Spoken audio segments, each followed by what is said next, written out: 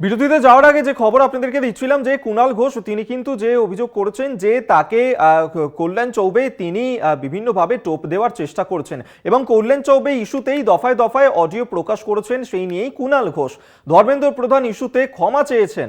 তার বিজেপিতে যোগদান নিয়ে একটিও কথা বলেননি, দাবি তৃণমূল মুখপাত্র কুণাল ঘোষের।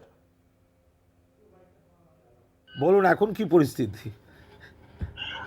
এখন দেখুন, আমি আপনার সহযোগিতা চাইছিলাম। আমি আসলে এখন ভোটে আমি আমি মানে একটি দল করি শুধু নয়, আমি ইলেকশনের কনভেনার। আমার এইটাই কৌতূহল যে আপনি মানে এরকম একটা প্রতিকূল মডেল জেনেও আপনি দাঁড়াতে গেলেন কেন? এইটা আমার একটা কৌতূহল যে মানে 21 সালের জায়গায় সেম পরিস্থিতিতে আপনি আবার একই সিটে কেন রিস্ক নিতে গেলেন? আমি না হলেও অন্য যেও দাঁড়াতো, তারও তো রিস্ক ছিল।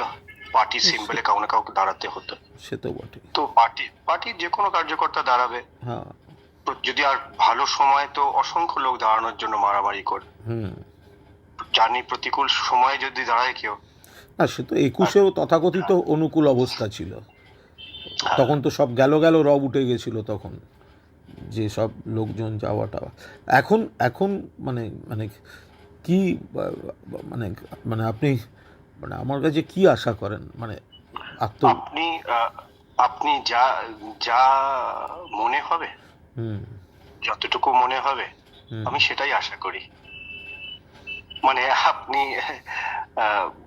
স্বাভাবিকভাবেই সৈনী আমায় বলছিল যে বিভিন্ন পুরোনো দিনের কথা, মানে ঘটনাক্রমে কি আমরা যখন বসেছিলাম বেশ কদিন প্রচার করে ক্লান্ত হয়েছিলাম, তো বসে জাস্ট একটা রিওয়াইন্ড করছিলাম।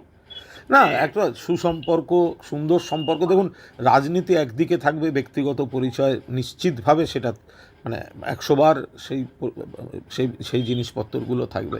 এখনকার পরিস্থিতি হচ্ছে, ধরুন এখন মানে ইলেকশনটায় আমি কনভেনার, সেক্ষেত্রে আমি আপনার প্রতি, আপনার সঙ্গে আমার যতটাই একটা সুন্দর সম্পর্ক থাকুক বা আমাদের একটা পরিচিতি থাকুক, আমি কিভাবে আপনাকে মানে সাহায্য করতে পারি সেটা তো অবস্থানগত দিক থেকে খুবই মানে অবাস্তব আর কি, মানে ব্যাপারটা সেরকম সেই জায়গায়।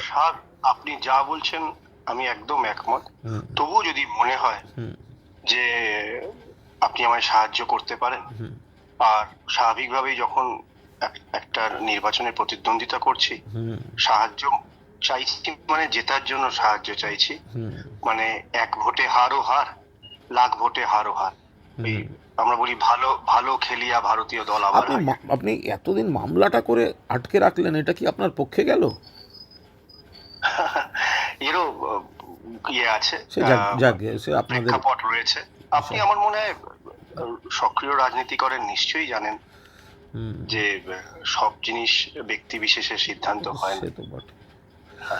ঠিক আছে, আমি একটু তবে ধরুন আমার কাজ এখন খুব সত্যি কথা বলতে কি আপনাকে বা আপনার দলকে কতটা ভোটে হারানো যায়। এবার মানুষ কি করবেন সে তো মানুষের বিষয়, কিন্তু আমার কাজ এখন যেটা দল বা নেত্রীও দিয়েছেন সেটা হচ্ছে সিটটাকে জিতিয়ে আনা।